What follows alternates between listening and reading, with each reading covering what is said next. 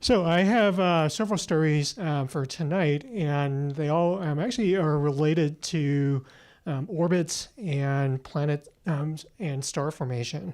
So we'll just jump right in. And some of these are could be a little obscure, so you may or may not have heard about them in the news. But the first story, well, the first couple of stories have to do with what we call protostellar and protoplanetary disks. And this has to do how stars and planets form.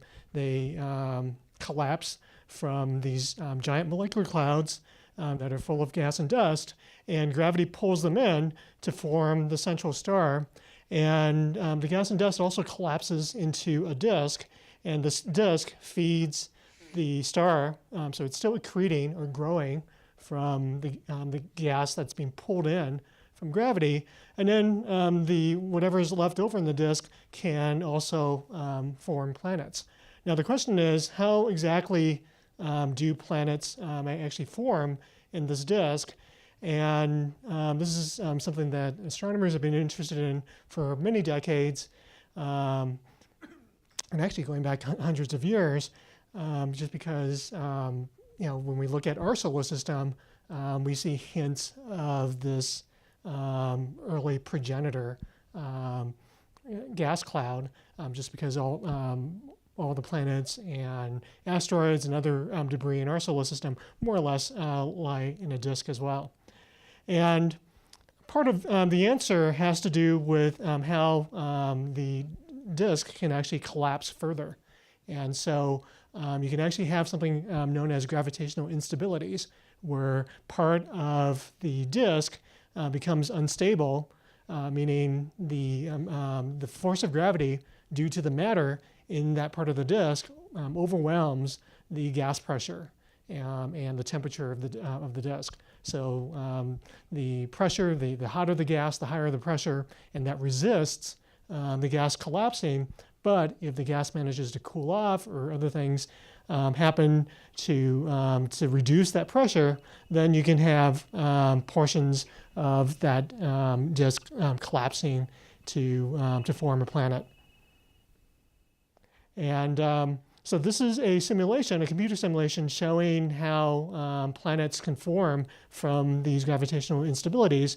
And then you can also have another scenario where if the disk is massive enough, let's say the disk, the mass of the disk is actually on the order of the mass of the star that's forming at the center, you can actually, again, if these instabilities occur, you can actually have parts of the disk collapse and fragment into cores that could be considered stellar in size or protostellar, as opposed to planetary embryos. And so here you have a relatively massive disk. The disk is about, in this simulation, about 100% of the mass of the sun, and you have a sun-like star forming in the center.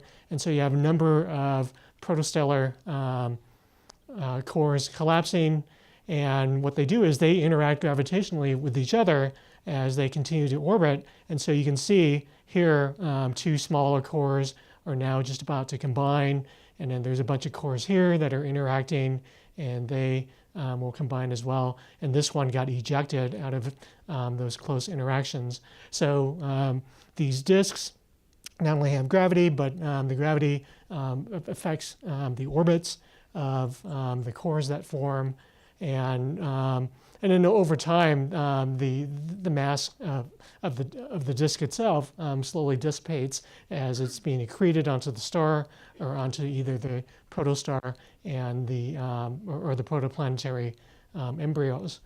Now, this particular scenario where the disk actually collapses into stars as opposed to planets has long been theorized, meaning people have speculated that this can happen. They can write equations, run calculations, create computer simulations showing this, but for a long time it's not been clear that astronomers have actually observed this happening. And so what was really exciting was a paper that came out just in the last couple of weeks where they were looking at this particular protostar, L1448 IRS-3b, and this is relatively nearby, within a couple hundred light years. And it's also relatively young, we think on the order of about 150,000 years. And what they did was to observe it using radio telescopes. And these are radio telescopes where you use multiple dishes that are spread out. And what that does is it allows you to, it gets you really high resolution. So you can see really small detail in the sky. So one of these telescopes was the ALMA array, the Atacama Large Millimeter Array, which is down in Chile. And then the other one was the Very Large Array down in New Mexico. And what they found were three cores. So they actually found three different sources within this particular region. And the separation between, the two really close ones are called A and B. They're separated by about 60 astronomical units. So basically closer or slightly larger than the distance between the Sun and Pluto. And the separation between these two and the third object, star in this case, is about 180, so just under 200 astronomical units. And then here's another scale down here that's for 230. And so here is a case where just based on the measurements from the radio telescopes, they're able to see that this is one disk, and the disk appears to have fragmented, and the size of this disk is on the order of several hundred astronomical units. So this is well within the size of the protostellar disk that you expected the stars to form from, as opposed to separate stars that are collapsing in different parts of the molecular cloud.